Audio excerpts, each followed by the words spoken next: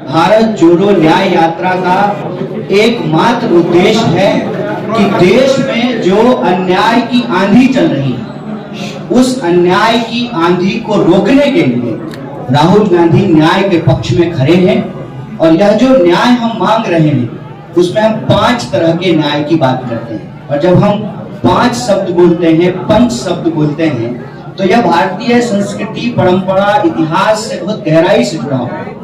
आप जानते हैं कि 5 तत्व से शरीर के बनने की बात होती है, पंच कहे जाते हैं। जब कोई विवाद होता है, उस विवाद को सुलझाने के लिए पंच होते हैं, जो 5 लोग मिलकर के न्याय को स्थापित करते हैं। और इसके साथ साथ आपने महाभारत में सुना होगा कि पांडवों की बात की गई है। तो 5 शब्द जो है उसको हमारी संस्कृति और इतिहास में बहुत महत्वपूर्ण माना जाता है। और हमारी पार्टी का और हमारे नेता राहुल जी का यह मानना है कि जब तक भारत में 5 तरह के न्याय की पुनर्स्थापना नहीं होगी, वो न्याय है युवा न्याय, हिस्सेदारी न्याय, नारी न्याय, किसान न्याय और मजदूरों का न्याय, श्रमिकों का न्याय, तब तक जो है इस देश को शक्ति नहीं मिलेगी।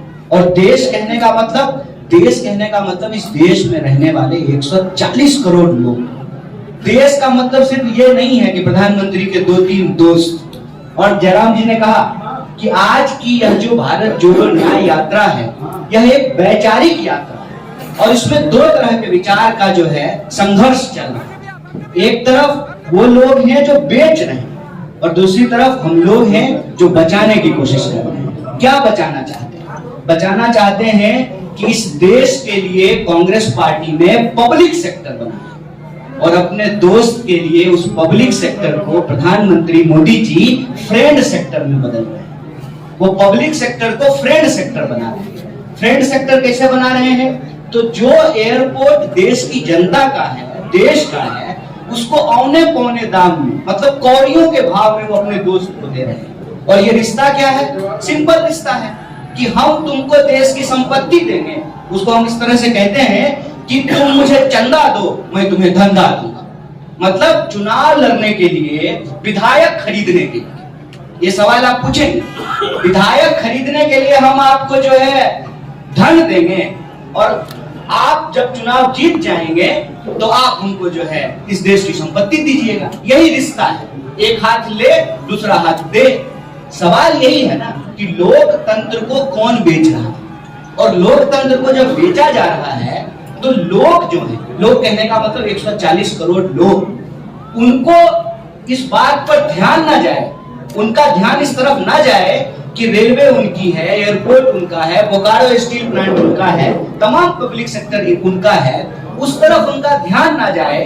इसलिए यह जरूरी है कि लोगों को आपस में लड़ाया जाए। ये बहुत पुरानी तकनीक है, ये लोग जो है ब्रिटिशर्स से सीखे हैं। फूट डालो, राज करो, इंसान को आपस में लड़ाओ, डिवाइड, डाइवर्ट करो, और इस देश की संपत्ति को अपने दोस्त की तिजोरियों में पहुंचाओ। अब आप झारखंड में भी देख लीजिए, और सिर्फ झारखंड की बात नहीं, आप किसी भी स्टेट में चले जाइए, बीजेपी का एकमात्र काम है कैसे एक ही समाज को आपस में लड़ा दिया जाए, कैसे जो है उनके बीच में अंतर विरोध पैदा कर दिया जाए।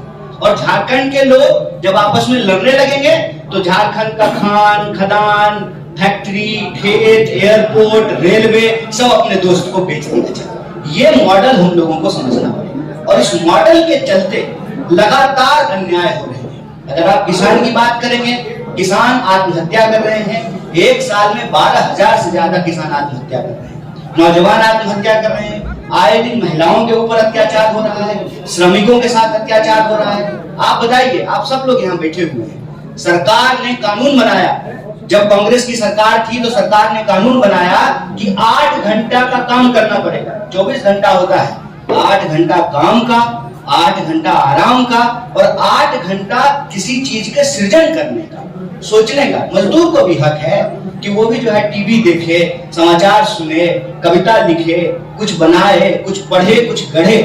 ये जो 8-8 घंटे का नियम बनाया था, कहीं ये नियम अब लागू हो रहा है? आप सब लोग मीडिया सेक्टर में ही हैं, बता दीजिए 8 घंटा काम करते हैं कि 8 घंटा से ज्यादा काम करते हैं? लेकिन आपको मजबूरी में काम क्यों करना पड़ता है?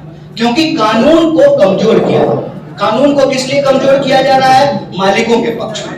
और मालिकों के पक्ष में क्यों कमजोर किया जाता है? क्योंकि मालिक चंदा दे रहे हैं सरकार को, इसीलिए सरकार आज आम लोगों के साथ अन्याय कर रही है। इसीलिए भारत जोड़ो न्याय यात्रा भारत जोड़ो यात्रा का ही एक्सटेंशन है। भारत जोड़ो यात्रा में राहुल जी बार बार बोले कि हम नफरत के बाजार में मोहब्बत की दुकान खोलने चले, और जब वो लोगों से मिले तो ऐसा महसूस हुआ कि हर वर्ग के साथ अन्याय हो रहा है, हर वर्ग के साथ, चाहे वो युवा हो, किसान हो, मजदूर हो, महिला हो, सबके साथ अन्याय हो रहा है। और इस अन्याय के खिलाफ न्याय की स्थापना बहुत जरूरी है, और इस न्याय के लिए ही भारत जोड़ो न्याय यात्रा चली है। और इसमें हम आपके सामने कह रहे हैं कि हम जिस भी राज्य में जा रहे हैं उस राज्य के लोगों के जो मुद्दे हैं उन मुद्दों को हम उठा रहे हैं। आपने देखा होगा कि झारखंड में भी पेशा कानून की बात की गई, सरना कोड बिल की बात की गई, और यहाँ के पब्लिक सेक्टर को जिस तरीके से बेचा जा रहा है उसको बचाने की बात की गई। यहाँ के किसानों की, आदिवासियों की, मजदूरों की, गरीबों की, और यहाँ के जो नौजवान हैं, महिलाएं हैं, उनके जो सवाल हैं उसको हम लोग भारत जोड़ो न्याय यात्रा के माध्यम से उठा रहे हैं। और हमारा यह मानना है कि यह भारत जोड़ो न्याय यात्रा का ही प्रभाव है कि जहां जहां हम जा रहे हैं वहां वहां जो है इनके पेट में जबरदस्त दर्द हो रहा है। ऐसा दर्द हो रहा है कि ये साम दाम दंड भेद लगा करके उस जगह की सरकार को अस्थिर करने का प्रयास करते हैं। यहाँ की सरकार को भी अस्थिर करने का प्रयास किया, लेकिन मैं आप सबको एक बात कह देना चाहता हूं कि चाहे ये जितनी भी ताकत लगा लें, भारत जोड़ो न्याय यात्रा न्याय की पुनर्स्थापना किए बिना रुकने वाली नहीं।